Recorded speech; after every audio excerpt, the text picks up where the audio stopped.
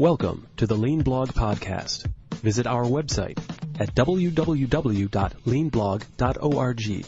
Now, here's your host, Mark Graban. Hi, this is Mark Graban. Welcome to episode 261 of the podcast for August 30th, 2016. Joining me today is an old friend and a trusted mentor, Jamie Flinchbaugh. Among other things, he's the co-author of the book, The Hitchhiker's Guide to Lean. He writes for a number of publications, has his own blog, and was previously a guest blogger here on leanblog.org. He's a speaker and an investor, including companies like KaiNexus, and just all-around great guy. Now, Jamie was previously a guest on episodes number 5, 6, 10, 50, and 64. We're long overdue for another one. This episode is intentionally more conversational than most, with no more of a plan coming into it, than me asking Jamie what's new. So I hope you'll enjoy the chat that we had and the issues that are raised and discussed. Jamie's also in the process of doing the final editing of a chapter for the book Practicing Lean. So I'm happy to be adding that to the book in the near future.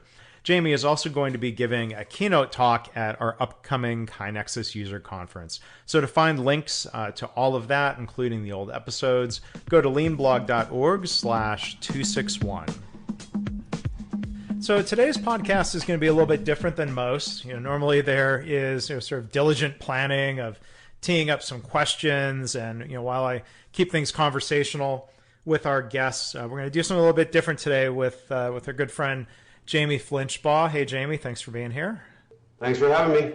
So what we're going to do different today, and Jamie and I have kind of pretty specifically said, we're going to do just kind of a free-form, open conversation. We know each other pretty well, and I think we'll have a good chat here. So just to tee things up, Jamie, what are you thinking about these days? What are some things you've been working on? Well, I've had some opportunities to reflect. I spent 15 years with Andy Carlino in the Lean Learning Center, and now that I've left and looking at what else I'm doing, it gives me a chance to reflect on what's working, what's not working in the lean world. Not just the lean consulting world, but the lean world in general. So kind of a big step back and drawing some conclusions around where companies and organizations are with their lean journeys, and also where the support infrastructure is for the lean journey. I mean, I guess it's sort of a lean style to start with the problems first. What's something in that category of, kind of broadly speaking, what's not working in the lean world in certain instances? We can come back and talk about things that are working, but what's something you see that's not working? Well, I think one thing that's not working is we've been too focused on training versus practice. And training is necessary. Training is good. How do you learn these things without some training mechanism? But too much of the plans are really based heavily on training first. And I've said for a long time, you first need your application plan. What are you trying to do? What skill sets? What areas? Before you start building your training plan. But as I really look around, I see that we're almost further down the wrong path on a lot of applications. So, we train people without a clear expectation, the ability to support them. Yeah. And so, we've seen that with organizations over the years, but it's one that I haven't seen get a whole lot better.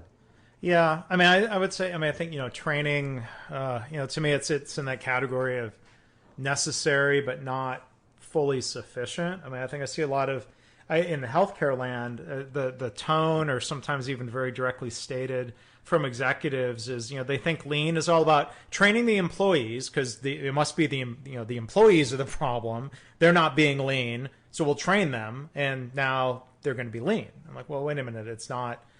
No, I don't think right. That's not really it. Like what maybe it kind of falls along the lines of not defining a problem statement. Say, well, somebody said lean training. They said lean was good, and our mental model says we learn stuff through training, so I'm going to hire a trainer. I see a lot of that. Absolutely. Yeah, it's the first thought, and it's easy to package, and there's benefits, as I said, to training. It's easy to control, it's very scalable. There's a lot of benefits, but we've just been too centered on that. And I think one extension of that point that really gets to one of my other conclusions is that we've really done still a relatively poor job of integrating the lean mindset into the daily rhythm of the organization. And I don't mean just the ability to see waste and solve problems and do problem solving, but we still do everything still has lean in front of it as a denominator that says, well, here's the lean newsletter instead of just the communication plan, and here's a lean training instead of just the manager training, and we still have said lots of lean steering committees instead of just the executive management team and their planning around how they lead the cultural transformation of the organization. And so getting this into the daily fabric and saying, what do we need to do to lead lean, and then where does it fit from a touch point, from a cadence, from a decision-making rights, where does it fit in the organization? Yeah. And that integration, I think, is still many steps away. Yeah, I mean, I think there's difficult transitions from awareness to practice to understanding, trying to work toward mastery, but then also trying to go from transitions from lean being something new and almost by definition having to be a program, and transitioning or trying to, is it a matter of managing a transition or just waiting until it becomes the way we do things around here? A lot of organizations don't make those jumps, unfortunately. Yeah, they don't, and a lot of those journeys are very dependent upon one company learning from another. And so I saw this, in fact, today, of an organization where there's somebody new. They had a strong lean program at their last company, and it's the only company they've ever worked at. So they just picked up the package, lock, stock, and barrel, but the tangible package, not the whole thing because you can't, but the templates and the models and the agendas and the assessments, and just brings it over and says, here's the package. Here's how we do it. And that in many ways keeps it separate. It also, I think, leads to a lot of copycat and a lot of progression within certain industries, but lack of penetration into others. And so you still see a lot of different fields of work where there's very little efforts at really understanding how lean applies. Yeah, and I think there's a difference between being part of a really good lean system and making that leap out into other organizations and trying to help them turn around. So I know you and I both have been in organizations that were trying to go from bad to good. I've seen back when I was in manufacturing 12 years ago. A couple people I've learned a ton from former Toyota people, so I'm not trying to fault them or generalize, but there was one guy I worked with at Honeywell who was a former Toyota guy, and he was just miserable because I think he was hired in partly because, well, you're going to help us be more like Toyota, and he got wound up in the cycle where he was just really miserable because Honeywell was not Toyota, and he would get really sidetracked and get really, really upset. And I think sometimes he just lost hope. Like it wasn't Toyota, so part of his brain just sort of shut off, and it started feeling kind of hopeless to him.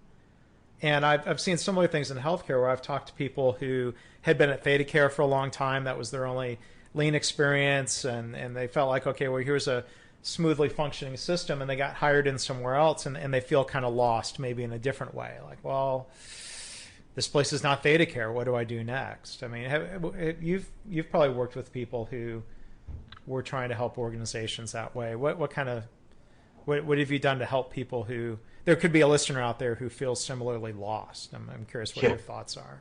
Well, I'm sure there is. I think one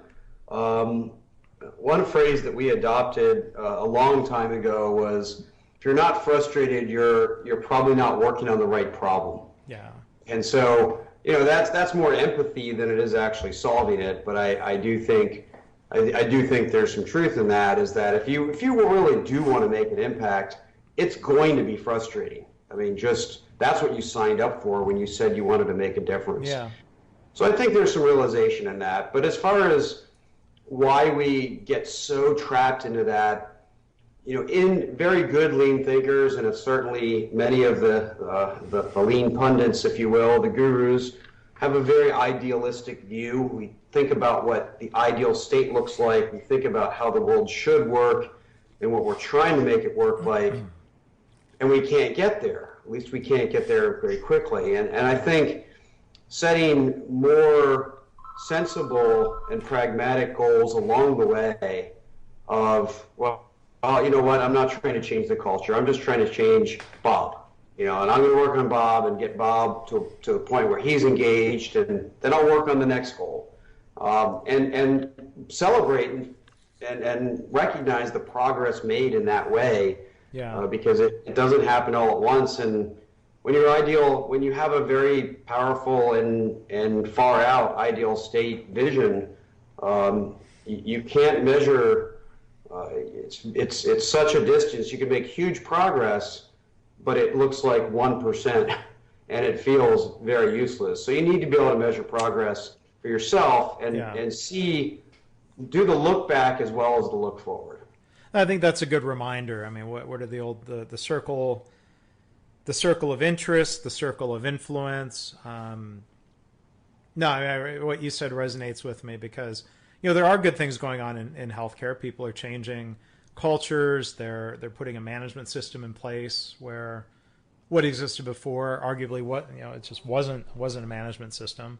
And they're making progress on patient safety. But yeah, I mean, I'm guilty of this as well. You see, the ideal, kind of like people in manufacturing talk about zero defects. In healthcare, we talk about zero harm. And it seems a long way off sometimes. So it's good to step back and make progress with something somewhere. At least feel like there's some forward momentum, right? Absolutely. And, you never know. I mean, the organization, there is organizational science, but it's not a precise machine. And you never know which step of progress is going to lead to other breakthroughs. So you make one step of progress, it might lead to one other step of progress. You also might make a step of progress, and all of a sudden there's 40 things going on at once. And there's ways in advance to sort of analyze the potential of those different steps, but there's no way to really know which one or ones are going to, in total, actually work. So the more you keep moving forward, you never know when that's going to start triggering a whole bunch of breakthroughs. Yeah, and it's not even as simple as 2 steps forward, 1 step, or 2 steps forward, 1 step back, or that step back leads to steps forward. Lots of little steps sometimes lead to a big leap forward. I mean, I'm reminded when I was in Japan a couple years ago, as a hospital CEO, they'd been doing TQM and quality, and he was really engaged in that, and lean terminology and method was still pretty new to them. But yeah, they had this great foundation, and they had a leader, a CEO who realized and said, hey, quality is my responsibility. This is my organization. And he was talking about, this approach. He was basically saying this sounded like, the U.S. He said, innovation is really a trendy thing to talk about here in Japan, but you can't really plan to innovate. All you can do is do lots and lots of improvement, and you stumble across innovation, which seems really like kind of the classic Kaizen message. It's not even lots of little ideas lead to a big impact, but little ideas sometimes, striving for little ideas, you stumble across a big idea occasionally. I thought it was a really interesting point that he made. Yeah, and I think that idea, the efforts to get your arms around it, whether it's innovation or lean, a lot of the advice ends up being very similar. in that you need your Kaizen promotion office, you need your lean team, you need your innovation function, because it's very easy to then get your arms around the work. You know who you need to talk to, you know who owns the plan.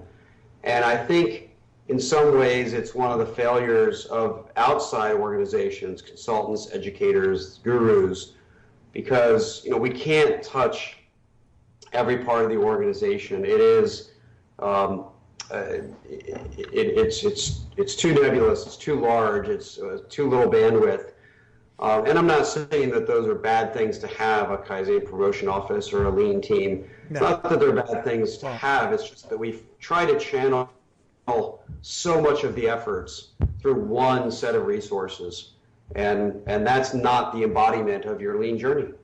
Yeah, I mean, I think, Kaizen promotion office or lean department, I think to me it comes back to that theme of necessary but not sufficient, where sometimes people overly rely on that department. Anytime there's a problem, well, write up a charter, send it to the lean department, and they're maybe shortchanging the process of trying to build capabilities. Now, the lean team may come in and say, well, our goal is not just to solve this for you, but to build capabilities, if they're a good lean team. But, I guess, if we're making someone's taking notes here, there can be an over-reliance on training. There can be an over-reliance on the KPO or the lean office. There can be an over-reliance on lean events. I mean, I guess these are old stories, I guess, or cautionary tales, even from manufacturing. I see people doing that in healthcare even.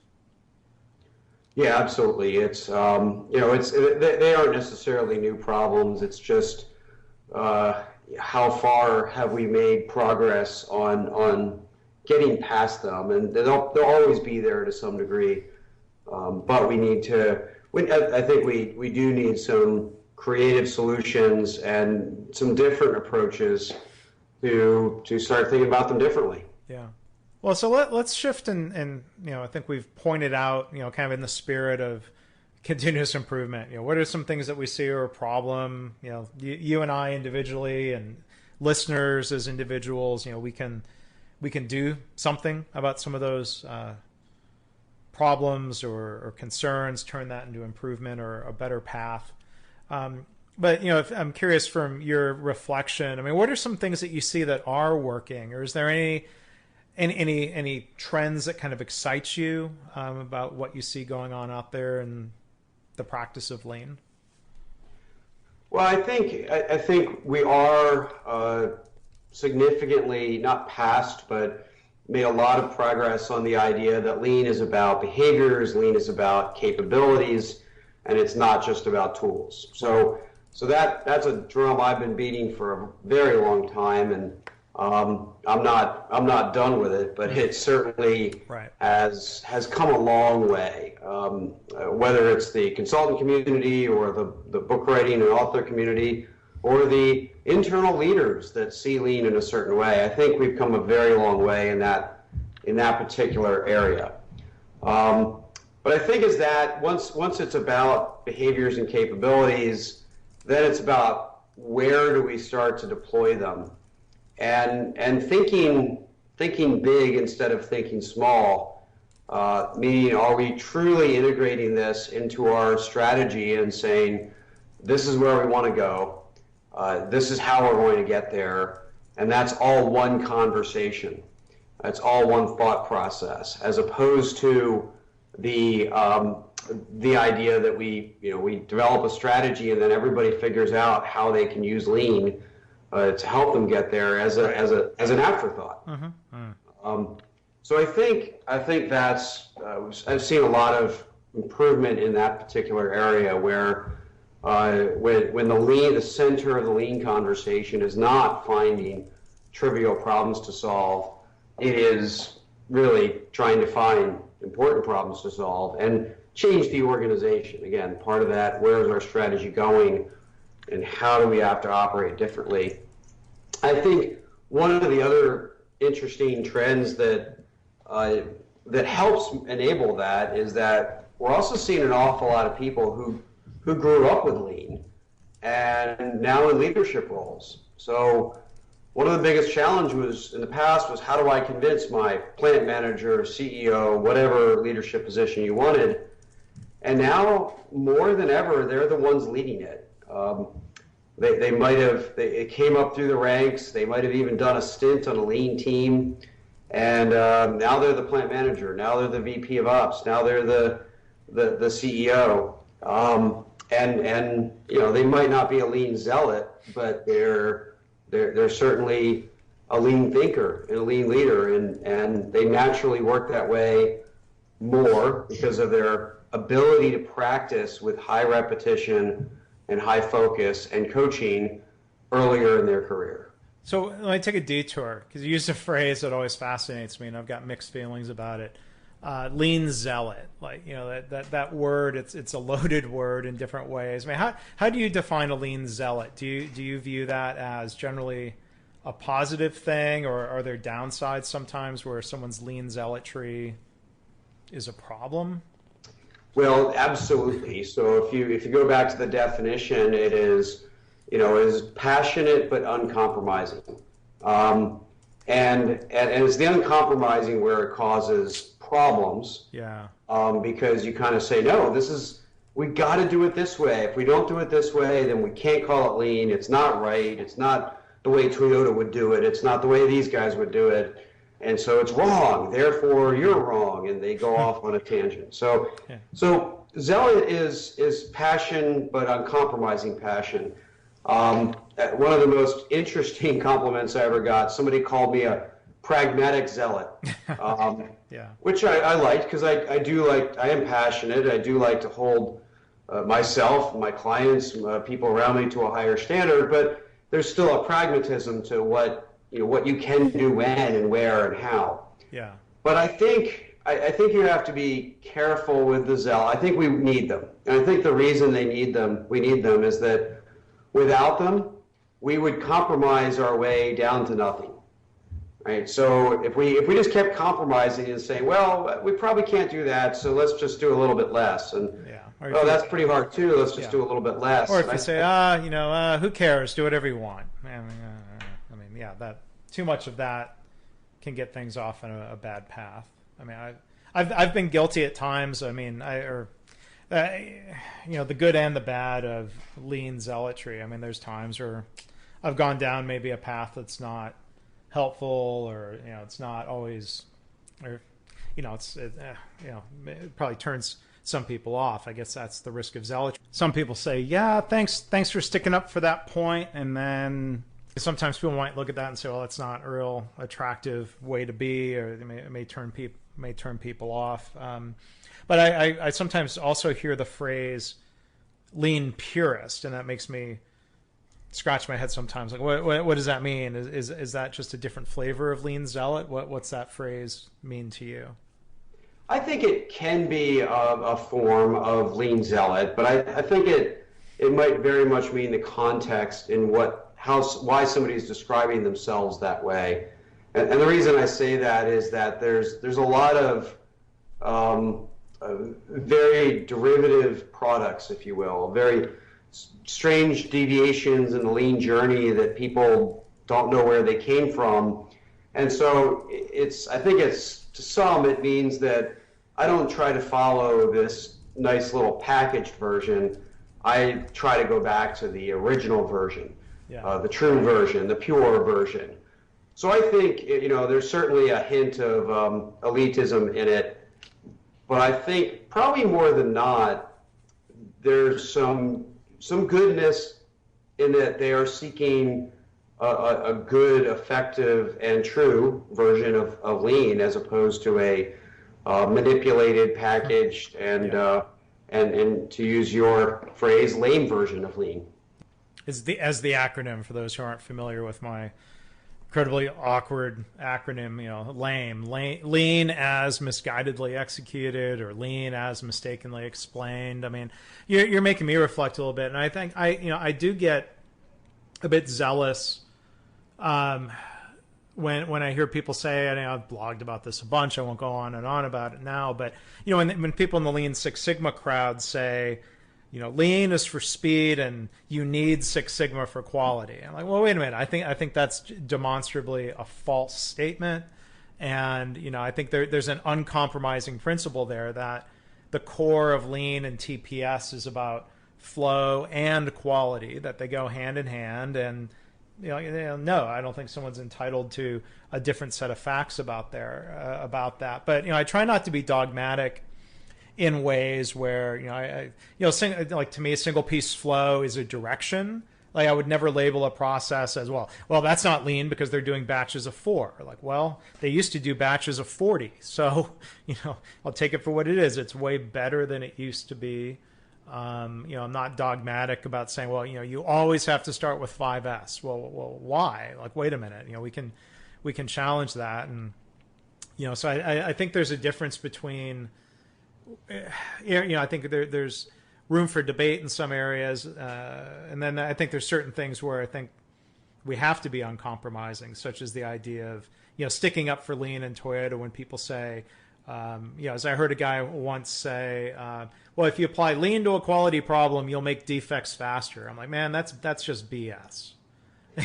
If saying so gets me labeled a zealot or a purist, okay, I can sleep with, I can sleep well at night with that, Yeah, and I think some of it is, there's opportunities to educate people in those moments because it is from a sense of ignorance, and most ignorance is we're blind to, and I'm sure I'm blind to my my moments of ignorance. But I recently commented on somebody who was really sort of chastising lean, kind of using a very, very weak effort, in my opinion, to talk about solving really complex problems with spaghetti diagrams and value stream maps, and it was really just it's one thing to be wrong about it, it's another thing to stand up and say it on a stage, and I think if you try to, which I've seen, which we see plenty of, which people are trying to promote just a flawed understanding, that's when I think it's worth not worth criticizing, but at least worth trying to correct, or at least squeeze into the same conversation, at least an opposing view. At least get it out there and not allow it to go unchallenged. Yeah, and I think I react differently to it where, let's say, if I was working with a client or if I was doing training and somebody said, kind of in the spirit of like, well, I'm new to this and it seems like blah, blah, blah. And they say one of those things. I would be a lot more patient in teaching and coaching mode. I react differently when I hear somebody label themselves an expert, a word, I don't like that word, or, guru or whatever. And they're standing up in sort of in a spirit of expertise, or I'm a world-class something or other, where they think they're a world-class expert, they end up sounding like a world-class something else. But I think when someone's speaking from authority and they're kind of spouting, like you said, ignorance, is like, is it their fault that they haven't been taught something, or is it their fault that they've been taught the wrong thing? Maybe not. I try to be a little patient, but it's harder. It's hard, and I think it's one thing to stand up on a stage and spew the wrong understanding, but then if you aren't willing to at least listen to other viewpoints, then that's a whole different problem to me. And I've tried to. There's a lot of things. This is my opportunity to reflect, having kind of run a business with some fundamental principles, not just about lean, but around how I run a business, how I do things from a business standpoint. And there's a lot of them that I kind of held true. I just said, this is how we do things, and I operated that way for a long time. And now I'm looking at and saying, I'm open to challenges, open to new ideas, open to reconsideration. And I think that's, it's a nice opportunity to reflect. And a lot of the changes are opportunities to think differently is just because, the world changes, it matures, all sorts of context around it changes. Yeah. We talk about people standing on stage spouting ignorance and being unwilling to learn. It sounds like we're suddenly talking about politics, but we're. Well, if somebody cuts in there, they might think that, but of course that's been true for generations. I think I'm a nonpartisan cynic or a bipartisan cynic. I don't know, but anyway. So let's do. I jotted out a few questions. Maybe let's do a little bit more rapid fire, random topics. Greg Jacobson and I from KaiNexus, we sometimes do an Ask Us Anything, and sometimes that leads to unusual questions. So what's a book you've read recently that's not about lean that you really enjoyed and would recommend to people? So easy choice is Deep Work. Say that again. I'm sorry, it cut out. The book is Deep Work. Deep Work. And it's really about how difficult it is to think creatively, deeply, effectively about a topic, a problem, or whatever, when we're basically constantly just responding, reacting, and immersed in information flows and emails and meetings and everything else. Then it partly lays out the problem, but also gives ideas for how to start to fix it. And I have already, it's not a new problem, and most of the prescriptions aren't that creative in the sense that some of it's common sense. It's very hard to think creatively in 5-minute intervals if that's all you're going to give yourself. So you've got to find a way to peel away. You've got to find a way to block out other stuff and focus. And so I've started to adjust some of my own habits and routines and other planning on my calendar to make sure I have the opportunity for deep work. Yeah. I think a book, and I'm not fully finished with it yet, but I've really been enjoying it. And it mentions lean and Toyota, but it's not a book about lean per se. The book Team of Teams by retired General Stanley McChrystal. It's a business book. It's about leadership and the need for organizations to be more nimble and less top-down. Lessons from the way the military has evolved with the way the world has changed. That's a book I've really enjoyed. Have you read that one, or? I haven't read that one, but I almost always have a history book, often a biography going at the same time as I'm reading more educational books. I recently finished one on Cornelius Vanderbilt, and sticking with the theme of industrial era moguls, I'm reading about a biography about John D. Rockefeller now, and both were long but fascinating stories.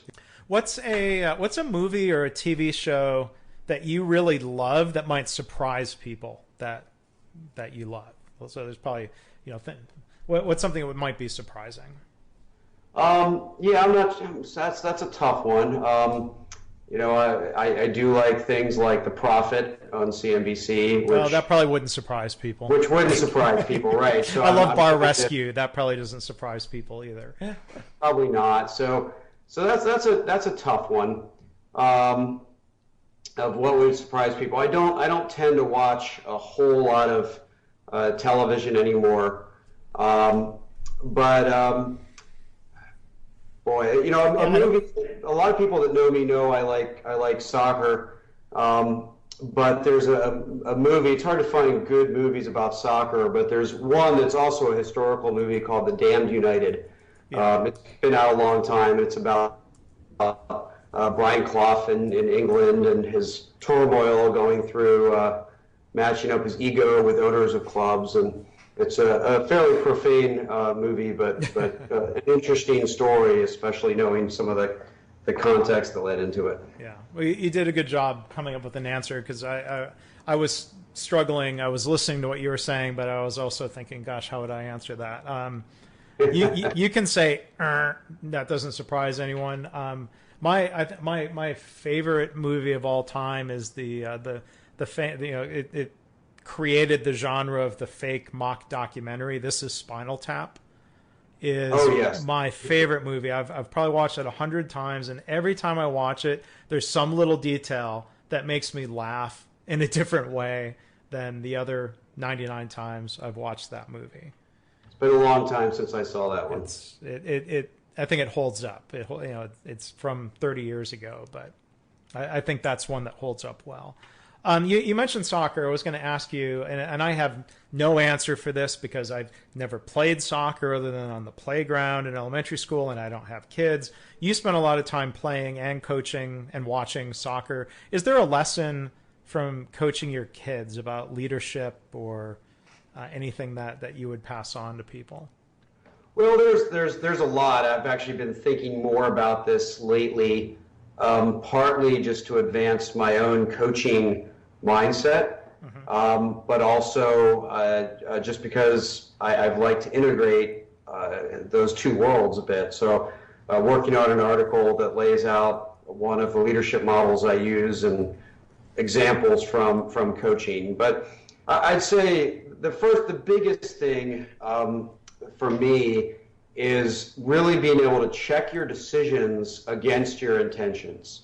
So for me, player development and human development is why I coach. Yeah. So what that means is that if somebody's in a situation where we might lose the game or at least create a risk, but taking them out of a position is going to hurt them or miss a really good opportunity to develop them, for them to learn a lesson that goes beyond soccer, but also will make them a better soccer player. Yeah. And if I don't take that opportunity to give that person that opportunity to learn and change how they think and how they act, and both on and off the field, then I'm a hypocrite. Then I am about winning the game more than I am about player development. So I think that the lesson for me has been to be very, very aware of my decisions and how are they consistent with my espoused values, which is first and foremost about player and human development. Yeah, I mean, what you said there really reinforces, I think, classic lean principles, the idea of not just solving the problem or hitting your metrics, but developing people, and really putting a heavy emphasis on that people development. I know people, I've never heard this directly from Toyota, but I know people have toured Toyota plants and been surprised by a message where somebody said, well, we really make developing people the primary goal. And I think that's kind of what you're saying, though. Maybe it's okay to not win every day, like in terms of, what are your production goals? Hopefully you don't compromise too much on quality, and I wouldn't accuse them of that. But sometimes you lose the day to set yourself up for future success. I mean, it seems like maybe there's a parallel. And John Shook always talks about, that old leadership habit of jumping in and giving people an answer or solving the problem for them, that you've, like you were saying, you've stolen an opportunity for somebody to learn if you do that. And I guess sounds like similar things can happen out on, what do you call it, the pitch? Out on the pitch. Yeah, I think, of course, winning is part of learning, and you have to learn how to win too in the end. But if you have a really long-term metric or way to evaluate, even if you can't get the feedback, it helps keep you true to how would I know if I was successful and what I really set out to do. So for me, what I always tell people is, my ultimate measure of success is how many of the players I coach now grow up and is as adults, whether as a parent or otherwise, they coach themselves because they developed an association for the sport itself, they developed an appreciation for the role of coaching, and they go on to do some of that themselves. I'm not pretending I'm developing the next pro players, but if I can develop them to have a relationship with a sport for their lives, that's long-term view. I'll never be able to measure that, but that's how I look at it. Okay, well, maybe one other question here, and for the listeners, Jamie and I have brainstormed a little bit.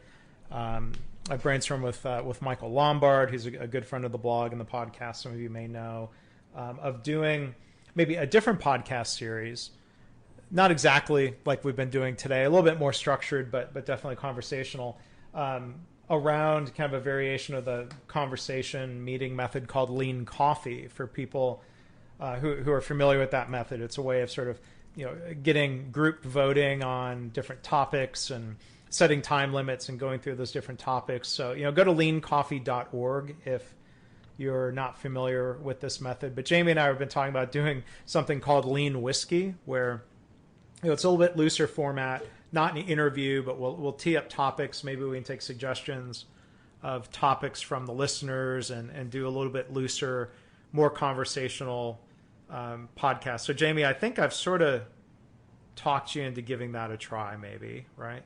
Well, absolutely. And I think about, if I go to a conference, when do I have my most interesting conversations where I learn? And it's to me, it's tough to learn a whole lot just hanging out at a conference. But you attend the right seminars or the right speakers or the right presentations, and you get, somebody comes up afterwards and gives you a 5-minute question. It's pretty hard to go deep. You give your best answer, and then they thank you and they move on, and somebody else steps up and asks a question.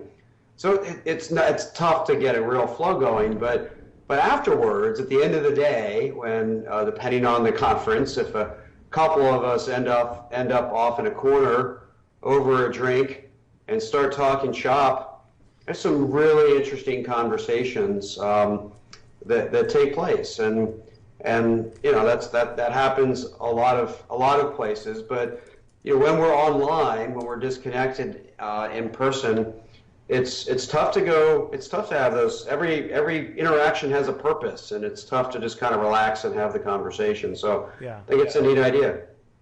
And I'm going to be at the Lean Accounting Summit next week, Lean Management Summit in San Antonio, or it's next week from when we recorded this. If you're listening, it's already happened probably. But I think they were doing, I'm trying to remember if it was an evening event, if they called it Lean Cocktails, or I'm curious if it's structured in that same way. I'm not trying to trademark Lean Whiskey, but I think the idea is to have a conversation, and we may sip on a little whiskey maybe when we're recording those future podcasts. I haven't been today. I'm fighting allergies and drinking water, but we'll give that a try. Maybe it's a bit of a teaser for the people listening. But last question for you, Jamie. What is sort of a lesser known whiskey that you've got on your shelf that you enjoy and recommend? Boy, most of the whiskeys on my shelf are lesser known, but probably the two favorite that I'm working my way through the bottle now is Lagavulin and Keoila. And Keoila is, from what I understand, is kind of been a long-term supplier for some of the big brands. But this is their own bottle. A lot of those whiskeys go into blends like Johnny Walker or other producers. Johnny Walker, I believe they are one of the major suppliers to Johnny Walker for a long time. So this is their own small batch offering. Yeah, and those are both, I think, really peaty whiskeys, right? I know Lagavulin generally is. Right? Lagavulin is, Keoila not so much, but Lagavulin certainly is. And I like mixing it up. I don't drink scotch or whiskey every day, but I like variety in my life. Yeah, I'm the same way. And so a scotch I would recommend for people is from a distillery called Benriach. It's Benriach. It's a little bit lesser known. It's a Speyside whiskey. They've got a number of varieties, and you can find it sometimes at a better liquor store or a bar. But I'll also make a recommendation. Occasionally, I like drinking, bourbon, which is of course, by definition, an American product, and not necessarily from Kentucky. So there is a Texas producer. I've blogged about them, and I'll make a plug. It's called Garrison Brothers. They make what is legally classified, federal designation, straight bourbon whiskey, even though it's made in Texas. And I really enjoy the product and the people there, and I've gotten to participate in the process, which I've blogged about recently too. So that's my other recommendation. So I don't know if maybe I'll get a chance to share that with you sometime, Jamie. Excellent. But final thing, I'll just make a quick plug as we wrap up here. I think I used the phrase practicing lean earlier. I've had a ebook project. It's out there with about 15 or 16 chapters right now. The book is titled Practicing Lean. It's available if you go to practicinglean.com, or you can find it now on Amazon as a Kindle book. And the proceeds all go to a cause that I'm very passionate about, the Louise Batts Patient Safety Foundation. Goodness. That thunder came right through the microphone, I bet. Sorry. But that book has been kind of a labor of love of people writing chapters about their early days of lean. And Jamie Flinchbaugh here is finishing up a chapter contribution to that book. So for those of you who have already bought the book, you'll get that update with Jamie's chapter. And if you haven't bought it yet, maybe Jamie's participation will get you into that. But give a quick 30-second preview of your chapter, if that's possible, Jamie. Yeah, I think it's possible. And this goes back to my early days in lean with Harley-Davidson, trying to solve some problems in our very complex and integrated pull system.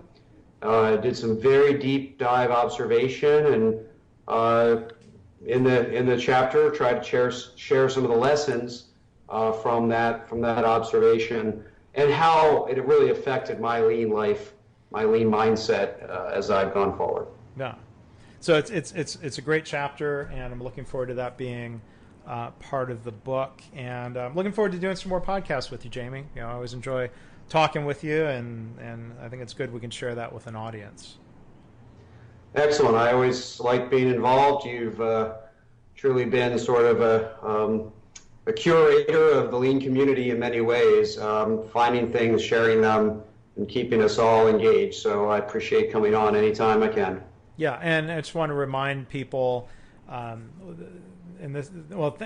you for that, Jamie. I was going to remind people that Jamie and I are going to cross paths in early November. For those of you who are KaiNexus customers who are listening to this, we are doing our second annual KaiNexus User Conference, and Jamie and I are both going to be, we're kind of bookending the first day with sharing some thoughts and in talks that we're each giving. So we definitely encourage people go. You can just do a Google search for KaiNexus User Conference if you are a customer, or if you've been talking to us or working with us. I hope you will check that out. So Jamie, thanks again for doing that, and thanks again for having a good conversation today. Thanks for having me. I enjoyed it. Thanks for listening. This has been the Lean Blog Podcast. For lean news and commentary updated daily, visit www.leanblog.org. If you have any questions or comments about this podcast, email Mark at leanpodcast@gmail.com.